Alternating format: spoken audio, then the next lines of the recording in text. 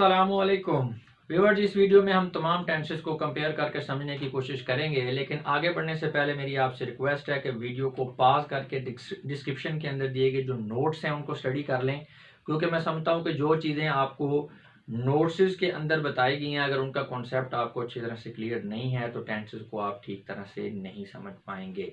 अपने नए आने वाले जो व्यूवर्स हैं उनको थोड़ा सा गाइड कर दूं। व्यूवर्स, हम स्टडी कर रहे हैं टेंसेस को और अपने चैनल पे हमने टेंसेस को डिफरेंट फॉर्मेट्स के अंदर समझाया है।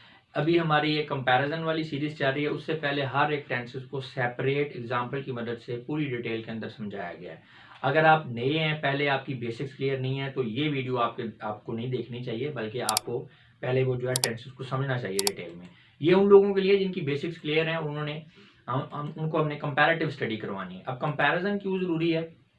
कंपैरिजन इसलिए ज़रूरी है कि चूंकि टेंसेस जो है ना उनमें मिलती जुलती चीज़ें हैं, ठीक है, और थोड़ी बहुत वेरिएशन आती है। एक टेंस दूसरे टेंस से जो है थोड़ा बहुत मुख्तलिफ होता है, उसमें चेंज आता है। तो जो नया बंदा होता है, नया स्टूडेंट होता है, वो कंफ्यूज हो जाता है, ठीक है, और उसको चीज़ें मिक्स हो जाती हैं उसकी। तो जब तमाम टेंसेस का एक स्केच आपके सामने होगा तो आपको बड़ा क्लियर नज़र आ रहा होगा एक टेंस को दूसरे टेंस से कंपेयर करते हुए कि जनाब इस टेंस में दूसरे टेंस की निस्बत ये चेंज आया। तो फिर इस तरह से क्या होता है, अंडरस्टैंडिंग अच्छी डेवलप होती है, कन्फ्यूजन एम्बिग्विटीज आपकी ख़त्म हो जाती हैं, कॉन्सेप्ट क्लियर हो जाता है और भूलते नहीं आप, मेमोराइज भी अच्छे तरीके से होता है और एक क्विक रिव्यू भी आपको मिल जाता है तमाम टेंसेस का। तो इसलिए कंपैरेटिव स्टडी करवाना जो है ये बहुत ज़रूरी है। अब मैं आपको टेंसेस की टोटल वीडियोस का थोड़ा सा बता दूं कि टेंसेस की टोटल वीडियो हमारे चैनल के ऊपर कितनी है। देखें जी, पहले 12 टेंसेस जो हैं वो करवाए गए हैं सेपरेटली। अब वो 12 टेंसेस दो दफ़ा करवाए गए हैं, दो मेथडोलॉजीज़ के साथ, ठीक है। वो आप देखेंगे तो आपको समझ आ जाएगी कि क्यों ये दो मेथडोलॉजी से करवाया गया। आपकी प्रैक्टिस अच्छी हो जाती है और अगर आपको कोई चक्कर देने की कोशिश करता है, कोई एग्जामिनर कंफ्यूज करने की कोशिश करता है, तो इंशाल्लाह आप नहीं होंगे। और उन 12 टेंसेस को सेपरेटली फिर कंबाइन भी किया गया है। तो कितनी होगी? 24 और 2 26 वीडियो। कंबाइन इसलिए किया गया है कि जो कंप्लीट इंग्लिश वाली प्ले लिस्ट वाली कंप्लीट इंग्लिश कोर्स वाली जो प्ले लिस्ट है उसके अंदर कंबाइंड फॉर्म में वीडियोस होती हैं, ताकि स्टूडेंट्स को ज़्यादा वीडियोस को शफल ना करना पड़े, एक ही जगह पे उनको जो है काफ़ी सारा मटेरियल मिल जाए। तो 26 वीडियोज़ वो होगी। अब इसके बाद आ गई हमारी कंपैरिजन वाली सीरीज। इसमें पहली वीडियो जो है वो इंट्रोडक्टरी है। अच्छा, कंपैरिजन दो तरह से करवा रहे हैं, एक स्ट्रक्चर वाइज और एक हम करवा रहे हैं टेंस वाइज। अभी स्ट्रक्चर वाइज चल रहा है। तो स्ट्रक्चर वाइज में पहली जो थी इंट्रोडक्टरी वीडियो थी, उसके अंदर एग्जाम्पल सेंटेंसेस हमने नहीं करवाए, जस्ट एक आपको इंट्रोडक्शन दिया है और स्ट्रक्चर को समझाया है, ठीक है। वो इंट्रोडक्टरी वीडियो होगी। उसके बाद 5 वीडियोस हैं। 5 वीडियोस क्यों हैं? पर्सन वाइज हैं, यानी first person singular, first person plural, second person singular plural एक वीडियो ही है। फिर आपकी 2 वीडियोस हैं थर्ड पर्सन सिंगुलर प्लूरल। तो 5 वीडियोस और छठी उसकी इंट्रोडक्शन वाली। उसके बाद 5 वीडियोस जो हैं वो फॉर्मेट चेंज करके टेंस वाइज हैं, वो भी पर्सन वाइज ही हैं। तो टोटल 11 वीडियोस हैं। अब इन 11 वीडियोस जो हैं इनको भी 2 फॉर्मेट्स हैं, यानी 2 मेथोडोलॉजीज हैं। 2 मेथोडोलॉजी क्यों हैं? उसमें यह है कि अभी ये जो आप जो है 20 मिनट टू 30 मिनट सीरीज जो है ये इसको देख रहे हैं आप। इसके अलावा यही मटेरियल है, यही सारा कुछ है, लेकिन 5 मिनट वाली सीरीज भी है, ठीक है। वो इसलिए कि जिनको पूरी डिटेल में नहीं जाना, जस्ट एक क्विक ओवरव्यू चाहिए, वो उस वीडियो को देख लें। जिनको ज़रा डिटेल में समझना है तो वो ये वीडियो देख लें। अब ऐसा करता क्यों? क्योंकि हमने तमाम तरह के व्यूज़ को अकोमोडेट करना होता है, टाइम बचाने की कोशिश करते हैं कि जिसे पूरी डिटेल नहीं चाहिए है वो जल्दी जल्दी में जो है वो उसको देख ले, जितना उसको चाहिए, जितनी कि जो चीज़ वो समझना चाहता है या जिस हद तक समझना चाहता है वो उसी को समझे। तो लिहाजा जी ये 11 वीडियोज़ हैं, इनकी 2 दफ़े हैं, यानी ये रिपीट हो रही हैं 5 मिनट सीरीज और 20 मिनट सीरीज में। तो ये कितनी होगी? ये 22 होगी, ठीक है। 22 वीडियोज़ ये होगी। उसके बाद इनको भी कंबाइन करके कंप्लीट इंग्लिश कोर्स वाली वीडियो में रख दिया गया है, ताकि जो है स्टूडेंट्स जो हैं जो कंप्लीट इंग्लिश कोर्स कर रहे हैं उनको प्रॉब्लम ना हो। तो ये 22 और 2 कितनी होगी? 24 टू एंड 26। तो टोटल 50 वीडियोस हैं जी हमारी टेंसेस के ऊपर। ये मैं इसलिए बता रहा हूँ कि स्टूडेंट जो हैं वो बाद का तो उनको कन्फ्यूजन हो जाती है कि सर ये सारी वीडियोस बार बार रिपीट हो रही हैं। बार बार रिपीट नहीं हो रही। अगर आपको समझ आ गया तो ये इसका तरीकाकार है। अगर आपको फॉर्मेट की समझ आ गई है कि हमने टेंसेस करवाए किस तरह, तो फिर आप कन्फ्यूज नहीं होंगे। तो चलें आते हैं जी अब अपने इस वीडियो की तरफ। उसमें आपको पता है कि हमारे पास हमारे जो सेंटेंस होता है वो 4 तरह का होता है, positive, affirmative, negative, interrogative and interrogative negative. तो ये जो आपके कॉलम्स हैं, ये जो आपको कॉलम्स नजर आ रहे हैं, ये आपके सेंटेंस की टाइप्स को ज़ाहिर कर रहे हैं, positive, negative, interrogative, interrogative, negative. अब इधर आ जाएं, आपको पता है 3 टाइम्स होती हैं, ठीक है। 3 मेजर हमारे पास ज़माने होते हैं, प्रेजेंट, पास्ट एंड फ्यूचर। तो ये आपके 3 ज़माने हो गए। अब हर ज़माने के आगे फिर जो है आप कह लें टेंसेस होते हैं, यानी 4 definite, continuous, perfect and perfect continuous. तो ये 4 पोर्शंस में आपने, यानी एक मेजर रो है, उसके अंदर फिर सब रोज हैं 4, तो ये आपके 12 टेंसेस हो गए। तो रोज जो हैं ये आपके टेंसेस को जो एक्सप्रेस कर रही हैं, और जो कॉलम्स हैं ये आपके सेंटेंस की टाइप्स को मेंशन कर रहे हैं। तो हम ये अब इनको थोड़ा समझते हैं। हमने असल में समझना है पॉजिटिव और इन्फॉर्मेटिव जो सेंटेंस की स्ट्रक्चर है, क्योंकि बेसिक चीज़ यही समझने वाली है। जब आपको ये समझ आ गई, नेगेटिव इंट्रोगेटिव वाला मसला नहीं रहेगा उस, क्योंकि उनको हमने ड्राइव ही करना होता है। उसके लिए आपको एक सिंपल सा फार्मूला बता देंगे, वो फार्मूला आपको समझ में भी आ जाएगा और आपको कभी प्रॉब्लम नहीं होगा नेगेटिव इंट्रोगेटिव और इंट्रोगेटिव नेगेटिव सेंटेंसेस को ड्राइव करने में पॉजिटिव से। तो चले देखते हैं जी। सबसे पहले है जी हमारा present indefinite tense. We write a letter, हम खत लिखते हैं। वी सब्जेक्ट है, राइट वर्ब है, वर्ब की पहली फॉर्म है, लेटर ऑब्जेक्ट है। कॉन्टिन्यूस में क्या है, we are writing a letter, हम एक खत लिख रहे हैं। अब यहाँ पे आर आ गया, हेल्पिंग वर्ब। राइटिंग जो है ये आपकी fourth form of the verb आ गई है, बाकी वैसे ही है।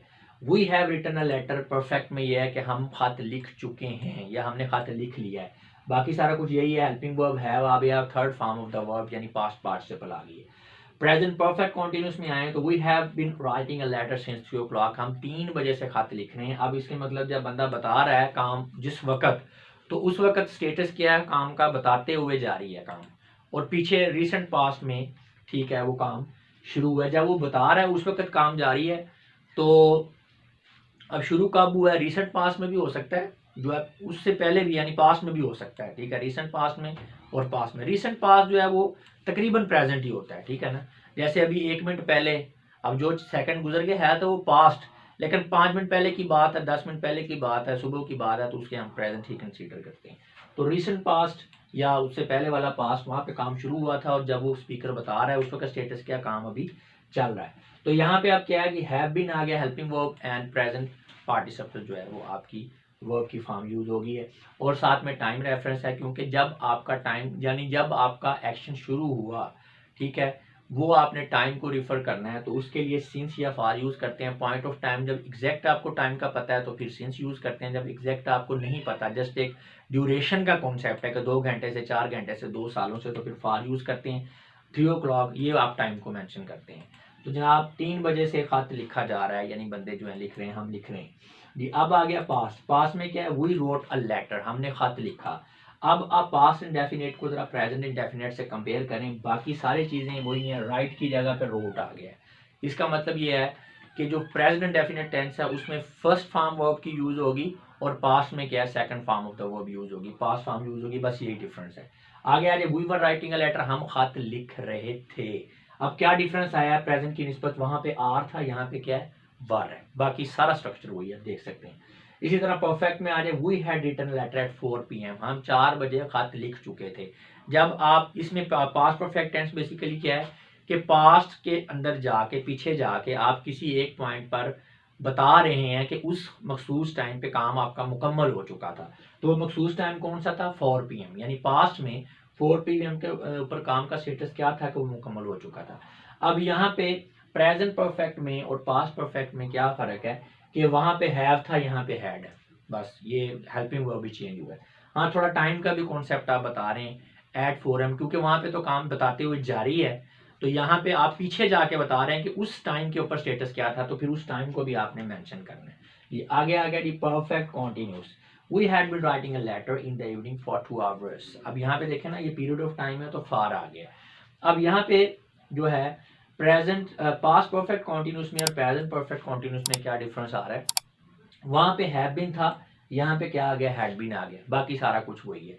अगर हम सेंस की बात करें तो जो आपका प्रेजेंट कॉन्टिन्यूस था, प्रेजेंट परफेक्ट कॉन्टिन्यूस में आप जो है वो एक्शन जब बता रहे हैं उस वक्त चल रहा है और पीछे शुरू हुआ है। अब जो आपका पास्ट परफेक्ट कॉन्टिन्यूस टेंस है ना, इसमें आपने 2 टाइम मेंशन करने हैं और दोनों पास्ट के अंदर होंगे। एक टाइम वो होगा जहां पे एक्शन स्टार्ट हुआ है, एक टाइम वो होगा जहां पे आप स्टेटस बता रहे हैं कि उस वक्त जो है काम जारी था। उसके बाद वो खत्म कब हुआ है ये नहीं पता, कंप्लीट कब हुआ है एक्शन ये नहीं पता। इसको फिर समझें, जो प्रेजेंट परफेक्ट कॉन्टिन्यूस टेंस है उसमें एक्शन का स्टेटस आप जब बता रहे हैं उस वक्त एक्शन क्या है आपका जारी है और पीछे वो पास्ट में शुरू हुआ है किसी पॉइंट से। पास्ट परफेक्ट कॉन्टिन्यूस टेंस में ये है कि आपने दो टाइम्स मेंशन करने हैं पास्ट में। एक टाइम वो होगा जहाँ पे एक्शन स्टार्ट हुआ, एक टाइम वो है जहाँ पे आप एक्शन का स्टेटस बता रहे हैं कि यहाँ पे इस वक्त काम जारी था। अभी एग्जांपल देखेंगे तो आपको समझ आ जाएगी। We had been writing a letter in the evening. अब एक इवनिंग आ गया और दूसरा फॉर 2 आवर्स, 2 घंटे। अब दो दफा टाइम को बताया गया। अब इवनिंग जो है ये पास्ट का वो टाइम है जहाँ पे आप स्टेटस बता रहे हैं एक्शन का कि शाम को काम जारी था, ठीक है। और 2 आवर्स आप वो बता रहे हैं पॉइंट, यानी ड्यूरेशन बता रहे हैं, दूसरा टाइम बता रहे हैं कि जब से काम शुरू हुआ है। तो दो दफ़ा आपने टाइम को एक्सप्रेस करना है पास्ट परफेक्ट कॉन्टिन्यूस टेंस में। और प्रेजेंट की पर डिफरेंस सिर्फ ये उसका हैव बीन है और यहाँ पे आ गया हैड बीन, बाकी कोई डिफरेंस नहीं है, स्ट्रक्चर सेम ही सेम। अब मेरा ख्याल आपको समझ आ रही होगी कि मैं क्यों कहता हूँ कि आपने कंपेयर करके टेंसेस को पढ़ना है, कि जब आप कंपेयर करते हैं तो बड़ा ईजी भी हो जाता है, समझ भी अच्छी जाती है, ईजी भी हो जाता है। अब आ जाते हैं जी फ्यूचर इंडेफिनिट टेंस में। फ्यूचर इंडेफिनिट टेंस में वी शैल या विल, आई और वी के साथ जो है शैल भी लग सकता है, विल भी लग सकता है, बाकी सबके साथ विल लगता है हेल्पिंग वर्ब। तो नॉर्मली आजकल जो आपकी मॉडर्न इंग्लिश है इसमें विल ही लगता है, शैल बहुत कम है, ना होने के बराबर है, खत्म होता जा रहा है। तो वी शैल और विल राइट अ लेटर, हम खत लिखेंगे। अब इसको अगर कंपेयर करें प्रेजेंट इंडेफिनिट से तो वहां पे बस एक शैल आया है, we shall write a letter, बाकी स्ट्रक्चर वही है। तो शैल आ गया, बाकी उसमें कोई चेंज नहीं है। अब आ जाए कॉन्टिन्यूस में we shall be writing letter, हम खत लिख रहे होंगे। अब तीनों टेंसेस के कॉन्टिन्यूस में मिला लें, यहाँ पे आर है, यहाँ पे वर है, यहाँ पे विल भी है, बाकी स्ट्रक्चर वही है, ठीक है, कोई चेंज नहीं। नेक्स्ट आ जाए future perfect tense, we will have written a letter at 4 PM। अब बेसिकली हम फ्यूचर के अंदर किसी एक मखसूस टाइम के ऊपर, ठीक है, एक्सप्रेस कर रहे हैं कि उस टाइम के ऊपर जो है एक्शन कंप्लीट हो चुका होगा, ठीक है। तो उसके लिए फिर हम यूज करते हैं फ्यूचर परफेक्ट टेंस। तो we will have written a letter at 4 PM, शाम के 4 बजे हम खत लिख चुके होंगे। अब ये फ्यूचर वाला 4 PM है, फर्ज करें सुबह आप बात कर रहे हैं, आप कह रहे हैं कि जी 4 बजे जो है ना काम कंप्लीट हो चुका होगा। तो आप परफेक्ट टेंसेस को कंपेयर कर लें तीनों के। यहाँ पे क्या है, हैव है, यहाँ पे हैड है, और यहाँ पे क्या है, विल हैव है। बाकी स्ट्रक्चर सारा सेम है, वर्ब की फॉर्म और हर चीज क्लियर है, सेम टू सेम है। अब आ गया जी फ्यूचर परफेक्ट कॉन्टिन्यूस टेंस। अच्छा, जैसे हमने आपको पहले बताया कि इसमें आपने टाइम को रिफर करना होता है। प्रेजेंट परफेक्ट कॉन्टिन्यूस में क्या था कि जब आप बता रहे हैं उस वक्त आप एक्शन का स्टेटस क्या है, वो जारी है और शुरू हुआ है पीछे पास से। पास्ट परफेक्ट कॉन्टिन्यूस टेंस में ये था कि एक पॉइंट ऑफ टाइम वो था जहां से काम शुरू हुआ और एक पॉइंट ऑफ टाइम वो है जहां पे आप बता रहे हैं कि उस वक्त स्टेटस क्या था, काम का कोई जारी था। और ये दोनों पॉइंट्स जो हैं टाइम के, ये आपके पास्ट में। फ्यूचर में भी यही चीज़ है, लेकिन इसमें फ़र्क ये है कि एक आपका पॉइंट ऑफ टाइम फ्यूचर का वो होगा जहां पे आप स्टेटस बता रहे हैं कि काम आपका ये जारी होगा उस वक्त। अब शुरू कब हुआ होगा या कब होगा, वो उसके लिए कोई लिमिट नहीं है शुरू होने की। वो फ्यूचर में शुरू होके वो वाला पॉइंट जहाँ पे आप एक्सप्रेस कर रहे हैं वहाँ पे जारी है। वो प्रेजेंट से शुरू होके फ्यूचर में वो वाला पॉइंट जहाँ पे आप एक्सप्रेस कर रहे हैं वहाँ पे काम जारी है। वो पास से भी शुरू हो सकता है। यानी आप इसको सिंपली ये देखें कि आप फ्यूचर में अपने आप को आगे ले जाएं, ठीक है। फर्ज करें आप कहते हैं नहीं शाम के 9 बजे जो है वो मैच जारी होगा। अब मैच कब जारी, यानी 9 बजे का आप बता रहे हैं ना, उस वक्त स्टेटस क्या होगा एक्शन का, तो वो चल रहा होगा, मैच जारी होगा। अब वो शुरू कब हुआ है, हो सकता है कि वो जनाब आपका रात के 7 बजे शुरू हुआ हो सकता है वो आज 9 बजे शुरू हुआ हो सकता है वो 5 रोज़ा मैच है तो पिछले 3 दिनों से वो जारी हो, कोई पता नहीं। बस आप इतना बता रहे हैं कि आपके 9 बजे वो जो एक्शन चल रहा होगा, लेकिन टाइम जो है वो इसमें भी पास्ट परफेक्ट कॉन्टिन्यूस की तरह जो है फ्यूचर परफेक्ट कॉन्टिन्यूस में भी 2 दफ़ा एक्सप्रेस होगा। एक वो टाइम जहाँ पे आपका एक्शन जहाँ से शुरू हुआ और एक वो जहाँ पे आप स्टेटस बता रहे हैं कि काम चल रहा होगा। सेंटेंस को देखें, we will have been writing a letter in the evening since 5 o'clock। जी, तो अब इवनिंग क्या है, ये शाम का वो वाला टाइम है जहाँ पे आप स्टेटस बता रहे हैं कि उस वक्त खत जो है वो लिखा जा रहा होगा। और कब से लिखा जा रहा होगा, सिंस 5 o'clock, 5 बजे से। अब ये दूसरा टाइम है जहाँ पे एक्शन स्टार्ट हुआ था। तो अगर आप कंपेयर करें तो प्रेजेंट परफेक्ट कॉन्टिन्यूस में हैव बीन है, पास्ट परफेक्ट कॉन्टिन्यूस में हैड बीन है, और फ्यूचर परफेक्ट कॉन्टिन्यूस में विल हैव बीन है। बाकी स्ट्रक्चर सेम ही है, उसमें कोई डिफरेंस नहीं आप देख सकते हैं। लेकिन ये हमारा हो गया पॉजिटिव अफर्मेटिव सेंटेंस। अगर इसकी समझ आ गई है तो बाकी कोई प्रॉब्लम नहीं है, क्योंकि मैं आपको बताने लगा हूँ एक फार्मूला। उसके बाद आप खुद से ही नेगेटिव इंट्रोगेटिव नेगेटिव सेंटेंस जो है इनसे ड्राइव कर सकते हैं। जी, तो पहली बात जब भी हमने पॉजिटिव या अफर्मेटिव सेंटेंस से नेगेटिव बनाना है तो हमने सेंटेंस के अंदर क्या करना है, नॉट ऐड करना है। अब नॉट की पोजीशन क्या होगी सेंटेंस में, यहाँ पे स्टूडेंट से गलती होती है और उसको आपको आज मैं आपको सिंपल फार्मूला बता रहा हूँ, कभी गलती दोबारा नहीं होगी। देखें जी, अगर आपके सेंटेंस के अंदर हेल्पिंग वर्ब नहीं है, हेल्पिंग वर्ब नहीं है, तो सब्जेक्ट के फौरन बाद आपने नॉट ऐड करना है, फौरन बाद, इमीडिएटली आफ्टर सब्जेक्ट, ठीक है। और अगर हेल्पिंग वर्ब है तो हेल्पिंग वर्ब के फौरन बाद, इमीडिएटली यानी आफ्टर हेल्पिंग वर्ब आप नॉट ऐड करेंगे।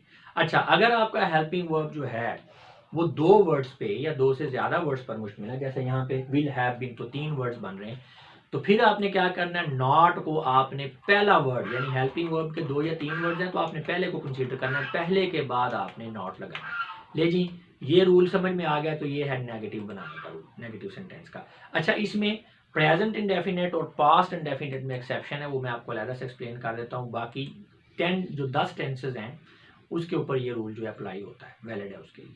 अच्छा जी, उसके बाद आ गया आपका जो है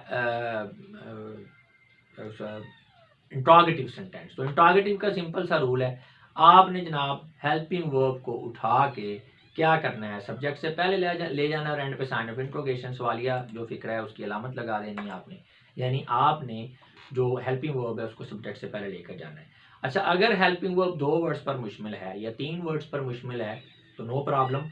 जैसे मैंने नेगेटिव का आपको रूल बताया था, रूल ऑफ फर्स्ट, आपने हेल्पिंग वर्ब के पहले वर्ड को ही उठा के जो है वो सब्जेक्ट से पहले लेकर जाना, बाकी सेंटेंस को नहीं छेड़ना किसी चीज़ को भी।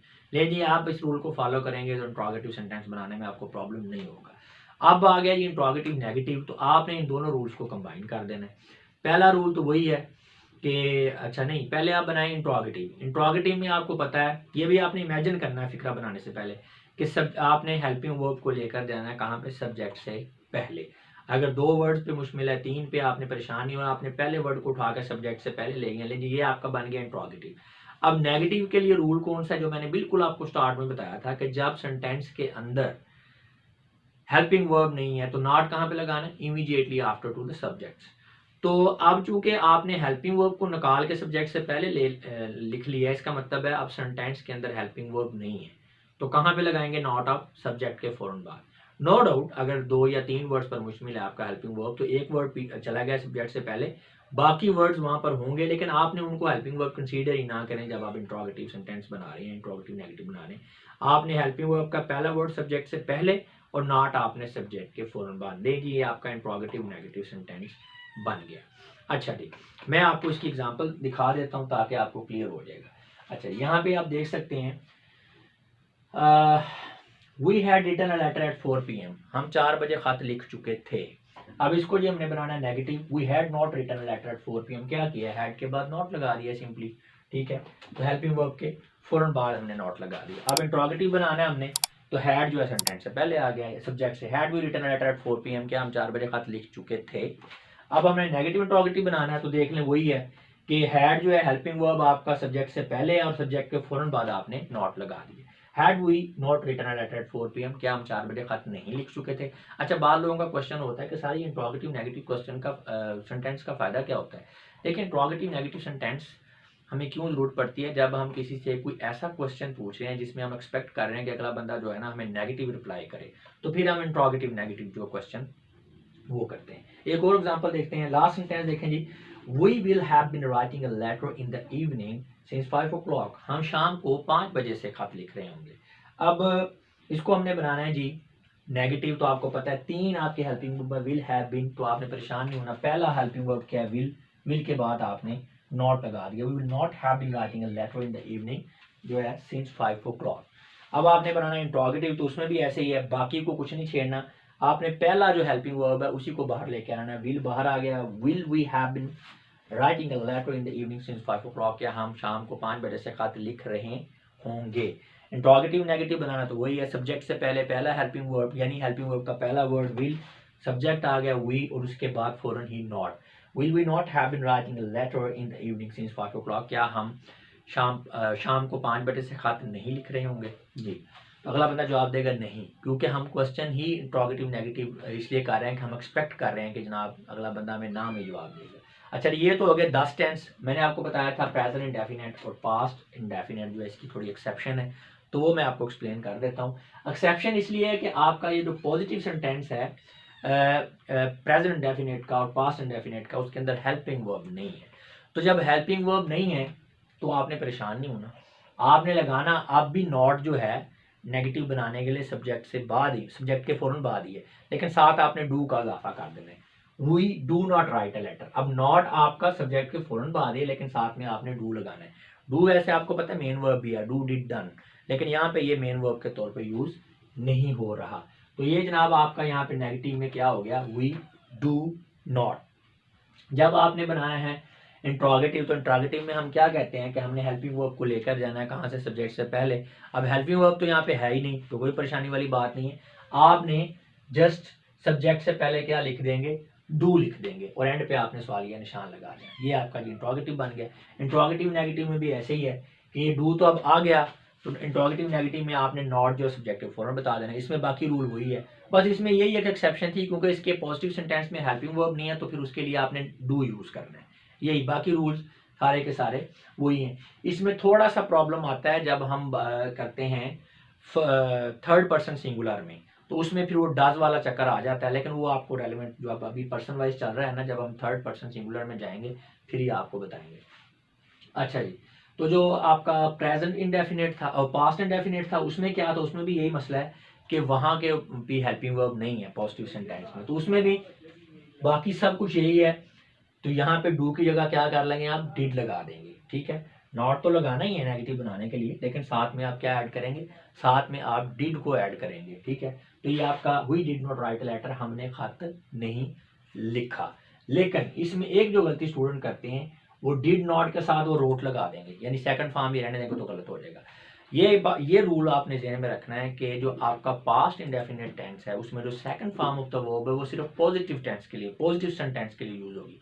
बाकी नेगेटिव, इंट्रोगेटिव, इंट्रोगेटिव नेगेटिव, यानी जब सेंटेंस में डिड आ जाएगा तो तब आपने क्या करना है, फिर आपकी जो वर्ब की फॉर्म है वो फर्स्ट ही होगी, बेस फॉर्म यूज करना है, ये गलती नहीं करनी। हाँ, ये डिड ये भी ध्यान में रखना है एज ए हेल्पिंग वर्ब, जब ऑक्सिलरी वर्ब के तौर पे यूज हो है, मेन वर्ब के तौर पे हो तो फिर नहीं। जैसे आप हम कहते हैं हाउ डू यू डू, तो अब डू यहाँ पे मेन वर्ब भी है और हेल्पिंग वर्ब भी है प्रेजेंट जो है आपका इंडेफिनिट टेंस के अंदर।